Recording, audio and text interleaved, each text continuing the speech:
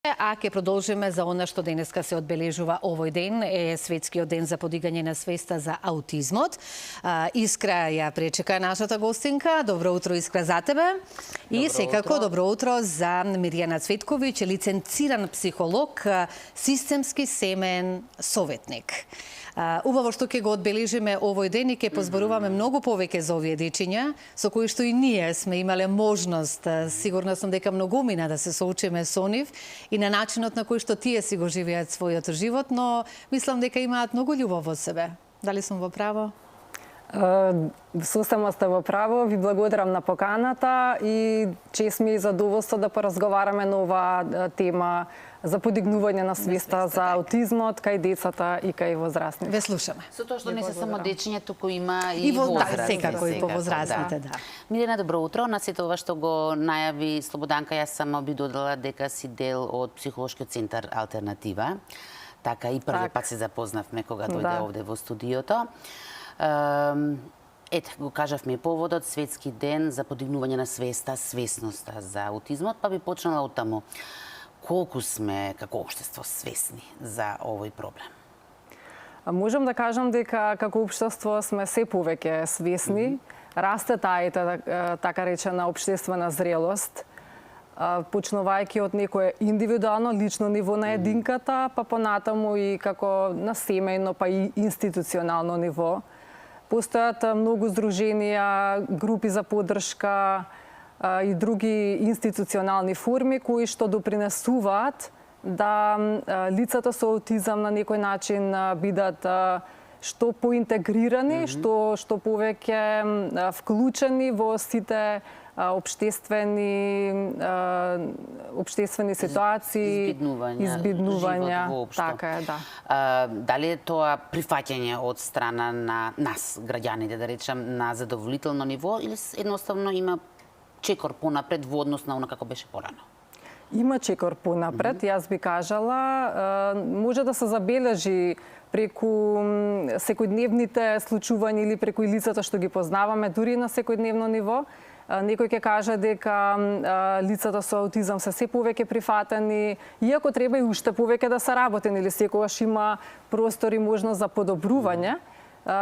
Така да на некој начин би требало секој од нас да биде што повеќе свесен, тргнувајќи секако дека и од родителите кои што имаат деца со аутизам, и тоа исто така и од нивните семејства, од средината, соседството и поширокото општествено обкружување. Претпоставам дека голем удел во тоа сепак имаат и медиумите, средствата за информирање, затоа што обично кога ни нешто непознато, кога не сме доволно информирани, тогаш ни е страв, го отфрламе тоа, така што со текот на годините се повеќе се говори на оваа тема. Затоа и постојат овие светски денови за да се информираме.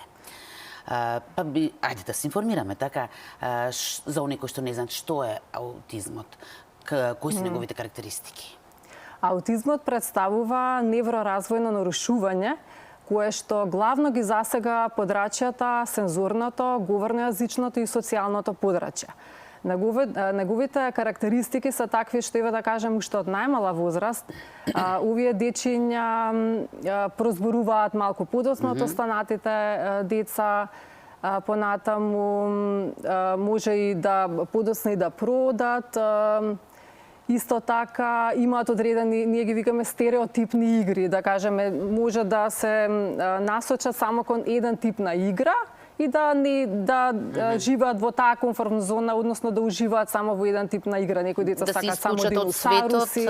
И да се сконцентрираат само на тој момент. Па да, на некој начин дека се фокусираат на тој дел. Понатаму, оно што е исто значајно е во однос на сензорната карактеристика. Тоа значи дека или се хиперсензитивни, или па се хипосензитивни, односно може да бидат преосетливи, да кажеме како на преосетливи на звуци, одредени звуци да не може да ги поднесат или да се фрустрираат во тој момент, или од друга страна да бидат тригерирани или да не им е пријатно поради одредени мириси што ги помирисуваат, односно исто така може да, ако зборуваме за визуелните потешкоти, може да бидат, да имаат потешкоти околу одредени светлината може да има тригери така натаму. Тоа е околу хиперсензитивноста, може да се забележи. Од друга страна, околу на пониска осетливост, може би сте сретнале некој детенце кое што може би ќе извикува гласно, ќе вика, ќе произведува некој нетипичен звук, да кажеме. Тоа е затоа што на тој начин се чувствува посигурно или му е потребна некоја дополнителна дразба. Така да многу е различен спектарот, да кажеме, на аутизмот, секое дете е различно, така да на некој начин би требало и секој граѓанин да биде само свесен дека во однос на соочувањето со овие дечиња треба да некој начин да се препознаат, овие симптоми, така да кажам, со цел за да се прифатат, да општеството не ги гледа овие деца на некој начин, да не ги загледува или да не смета дека се овие деца чудни, значи само се поразлични. И имаат одреден можеби дисхармоничен развој, нивниот развој не е типичен, но како и да е, постои основа и за подобрување. Она што спомнавте нели во врска со кои карактеристики исто така ги имаат, тоа е дека уште од најмала возраст може да имаат потешкоти и во социјалните контакти. Може би ќе забележи некој дека некој дете стои понастрана или не уме баш така умешно да влезе во одредена игра кои што некои деца веќе ја играат. Може да се поизолирани или нивните игри да се малку поспецифични. Да, кога ги споменавме карактеристиките, веќе ги спомена, ги спои со тоа и симптомите, но како родител да го препознае тоа? Затоа што да речеме вие како стручни лица ги знаете, да речеме фазите, знаете како треба она што пише на хартија да реагираат. Или да речеме подоцна веќе детето во време на градинка, тогаш може да се направи споредба со останатите деца. Но сега кога е само детенцето дома, се уште мало, како родителите да препознаат? Според овие карактеристики што ги наведовме, може би најважно е тоа дека би имало задоснување во говорот. Доколку детето не прозбори до одредена возраст или неговиот фонд на зборови е помал, да кажеме околу година и пол, па веќе на кај 2 не прозборува, знаете, има и некои деца до 3 години, тоа е веќе алармантно. А важно е да се знае дека што поскоро се детектира, односно што поскоро се пријави, односно почна да се работи, толку се поголеми се изгледите на или целосно, да кажеме, опоравување или пак минимизирање на неговите симптоми, затоа што мозокот е најпластичен во првите години на животот. Како да препознаме што рековте, некогаш овие деца знаат да не се одзиваат на своето име и да не воспоставуваат баш контакт очи во очи. Избегнуваат контакт дури со родителите, меѓутоа и со останатите луѓе воопшто гледано. И исто така знаат да поретко посочуваат, да кажеме, нели помалите деца знаат да посочат, пример каде е мачето, па ќе посочат или ќе погледнат така натаму, а овие пак деца многу често знаат да ја земат раката на родителот и да водат што сакаат да кажеме родителот да донесе. Така да еве еден сплет на работи кој што родителот доколку забележи некој од овие би требало да се провери. Тоа автоматски не значи дека детето има аутизам, точно, меѓутоа на некој начин да се провери кај одреден стручно лице. Да, но оној момент кога родителот тешко дека прифаќа иако ги гледа знаците, а не сака да си признае дека можеби нешто не е во ред. Токму така искра, да кажеме, во пракса има многу родители кои што на некој начин се плашат и сосема оправдано, затоа што тоа е голем шок, разбирливо е за секој родител кога ќе забележи дека неговото дете има дисхармоничен развој, дека ќе рече не е како останатите, се двои. Тоа е голем шок за секој родител. На некој начин се блокираат, не може таа реалност да ја прифатат. Тоа е едно травматско искуство за родителот, на некој начин бидејќи тоа доаѓа како загуба на здравје на дете и тоа е многу болен процес. на почетокот преку шок и неверување, понатаму преку Тоа протест, се првите лутина. реакции кога стручно лице ќе им потврди дека има аутизам детето? Да, тоа се првите знаци кај што стручно лице ќе потврди или евентуално родителот сам ќе забележи, меѓутоа нема да се усмели во прво време да оди или одложува и така натаму. Но ова што го кажавте, да, првите знаци се шок и неверување, неможност за прифаќање, блокирање, како на некој начин и алиенација помеѓу родителите може да се јави и конфликтни односи. Меѓутоа се јавува исто така чувство на лутина, родителите ќе си речат зошто баш мене ова ми се случи, како можеше, со што ова јас го заслужив. Некој се само винува, чувството на вина знае да доминира, чувството на срам, да кажеме, понатаму нерасположение, депресивни симптоми, безнадежност, очај. Меѓутоа, она што исто така важно дека голем број на родители со тек на време доаѓаат на некој начин до онаа последна фаза во однос на прифаќањето на оваа состојба на нивното дете, а тоа е фазата на адаптација и реорганизација, каде што веќе конечно доаѓа до некое ослободување, вмрежување со институции, споделување на искуства, имаат одредена надеж и се растоварени од целиот тој притисок. Да, сосема јасно дека треба многу отстапки и промени да направат во својот живот, целото семејство, не само потесно. Точно и така. пошироко, од каде да се почне? Еве да речеме, секој почеток е тежок, особено овој. Во таа организација, реорганизација. Така. Пред се, самата организација на семејството зависи и од типот на попреченоста, односно типот на аутизам, еве да речем, затоа што постои високофункционален и понискофункционален и сега зависи. Лесна форма и тешка, Така да е, го простиме, точно така, да. Така да Од тоа зависи, значи, не само кукави способноста на самото снаги. дете како за живот, туку и на целото семејство, ако ќе функционира, Точно така, да кажем, ако некој е по-функционално дете, тоа може би значило дека родителите нема да има потреба до толку да инвестираат со своите снаги и ресурси. И време. И време, точно. Така да би требало да исто така да го реорганизираат своето време. Важно е брачните партнери да ги поделат обврските, да не е теретот само на едниот, затоа што во многу ситуации се случува да едниот родител биде доста оптеретен со околу обврските да на напушти сметка работа, на така. другиот. Да. Па понатаму не е често да дојде и до разединување на брачните партнери поради тие конфликти, па и неможност за прифаќање на самата состојба, доаѓаат конфликти и така натаму. Исто она што спомнавте, од каде да се почне, многу зависи и до личноста на самиот родител и од неговото претходно искуство.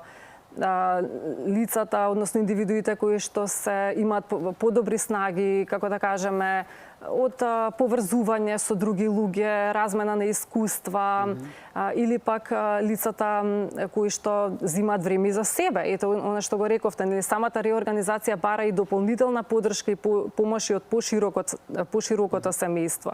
Тоа исто така многу важно, меѓутоа и поддршка и помош од заедницата, односно здруженијата и другите институционални форми кои што нудат ваков тип на помош. Така да повеќе бројни се факторите како би требало да дојде до реорганизација внатре во семејството. Во секој случај, исто така родителите би требало да имаат и време и за себе, нели? Затоа што точно е дека ова детенце ќе бара прилично голема поддршка, но од друга страна и самиот родител, за да не дојде до негова прегореност и појава на некој симптом, како да кажем анксиозност, депресивни симптоми и така, психосоматика и така натаму, добро би било да и самиот посвети време за себе преку одредени хоби и така натаму, и исто така да не се заборави брачниот живот, да го негуваат и тој аспект. Иако е многу тешко, ние се сочуваме со многу на хартија лесно семејства, така е, кажано, меѓутоа знаат родителите да кажат, па ете нема кој да го чува, како би било и така натаму, и навистина е предизвикувачки момент. Какви техники користите вие како центар алтернатива, да речеме, во работењето не само со децата, туку со семејствата? Разни се начините, секое семејство е некако приказна за себе.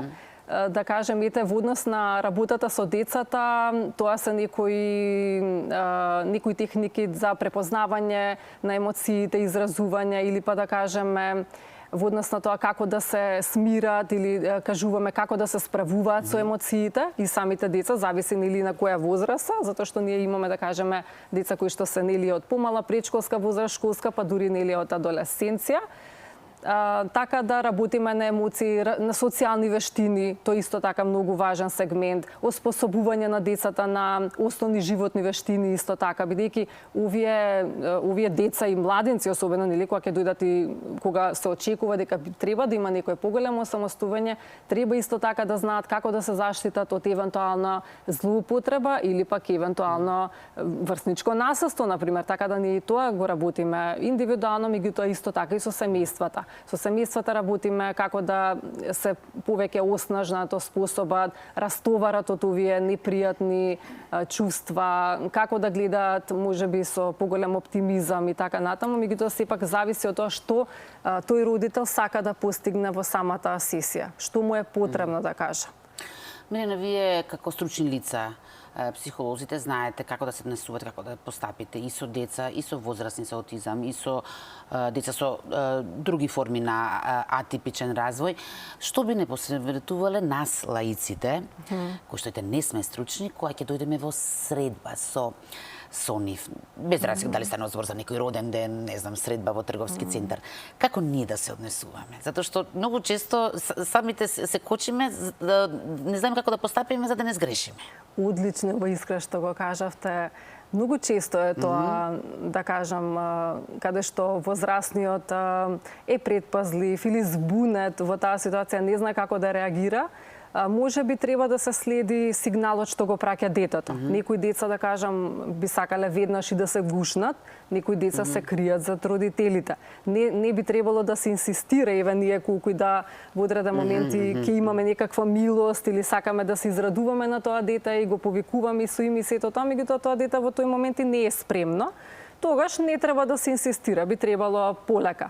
Сега доколку некој дете нели дојде до нас или извикува гласно, ние можеме да се приближиме до него или евентуално доколку забележиме дека има потреба или сака да го гушнеме, доколку и за нас е во ред, може да го гушнеме апсолутно. Не сите деца сакаат да се гушкаат. Некои деца, нешто го спомна за хиперсензитивноста, некој тактилно не се во ред со тоа. Би ги изиритирало тој момент. Меѓутоа други пак сакаат тактилни допири, особено од позади, вака како од зад грб некогаш сакаат овие дечиња да се гушкаат. Еве што велите на тој начин. Понатаму може би е добро да на некој начин не се гледаат чудно овие деца. Тоа да кажам, зашто никако што сме растени во наше време, ќе не фатеа за рака повозрастните, ќе рече не гледај, трни се, така. Така, значи да не се загледа. Грешка голема тоа се да се тргаме како да не постои тоа дете, нели? Така е, да. Да не се гледа со сожалување исто така. И важно е да не се загледуваат овие деца како да се чудат луѓето и така натаму, туку еден спонтанна комуникација. Ако треба, нели, ако не застане самото дете, бидејќи некогаш нели доаѓа до тоа, или нема да праша сега, нели, обично очекувана комуникација, нели доаѓаме едни до други, па ќе прашаме дали може ова да го земе така натаму, ке овие деца може тоа нема да изгледа баш така, ќе дојде ќе го земе директно и така натаму, па ние не би требало да го караме веднаш, па немој како тоа, па не си воспитан. Апсолутно е тоа непотребно. Туку гледам колку те интересира играчката, може да се каже, баш ова изгледа баш ти е забавно, навистина си љубопитен, така, значи да се користат позитивни зборови, еден афирмативен речник. Доста поучно. Мислам дека се ова добри совети за сите нас, бидејќи сите ние сме дел од општеството кој што треба да им помогнеме на овие деца, поаѓајќи од себе. Така што да ја закружиме оваа тема со твои совети, ете како да ја подигнеме свеста. Свеста може да се гледа еве на повеќе нивоа, тргнувајќи можеби од самите родители. Свесноста би била, еве да кажам, родителите кои што би забележале дете кои што има одредено за доцнување да реагираат навремено. Да кажам, преку консултација и совет кај стручно лице. Тоа би кажала за родителите. Свесноста во однос на семејствата, да кажам, поблиското или поширокото семејство е на начин да бидат поосетливи и да се вклучуваат повеќе околу помош и поддршка на нивните примерни родители или на овие деца. Во однос на останатиот тип, да кажем ова што последно го кажавме, како ние би требало или на улица ако сретнеме или некое дете кое што може би легнало на земја, има напад на излив на лутина, односно тогаш би требало едноставно спонтано да го, чисто ако нели погледот ни отишол натаму да го погледнеме, па да се повлечеме или да не обрнуваме кој знае колка во внимание, нели едно игнорирање на целата ситуација, да не се загледуваат, да не се гледаат на чуден начин. Исто така свесноста би се покренала преку говорот на луѓето. Она што е потребно да се користат термините како дисхармоничен развој, атипичен развој, да не се користат термините како ова дете не е добро или чудно е, чудак е, види го каков е, дефектен е. Значи, тие апсолутно термини треба да се изостават и да не се користат во речникот, а тоа потекнува секако дека и од страна на преца на родителите, на возрастните, па оттаму децата што се со типичен развој би учеле како би требало да се однесуваат. И повторно ќе се навратам иве на почетокот, на што го прашавте во однос на свестоста. Радува, мене лично ме радува фактот да и помеѓу младите е доста распространето и прифатена е оваа состојба. Се повеќе, да кажам, јас сум сведок, така да секако дека има и ситуации кои што нажалост не е така, но инцидентни ситуации, да не е како правило што постои така. Така е, искрено. Да се само поедини така случаи. Милена, многу ти благодарам на ова твое гостување и те очекуваме повторно со некоја друга тема. И на вас многу ви благодарам, искрено задоволство ми беше што бев тука денеска со вас. Слободанче? Корисни совети, благодарам. Да, многу, токму на овој ден. Па наша ситуација кога не знаеме како да изреагираме, нели? Така е, да. Сум се нашла во таква состојба, но сум ја прашала мајката за да ми посочи, и како дечињата да се најдат во кога ќе се најдат во таква состојба, како и тие да реагираат на него, и убави совети добивавме од мајката која сигурно дека исто се консултирала со стручни лица. Да. Благодарам уште една.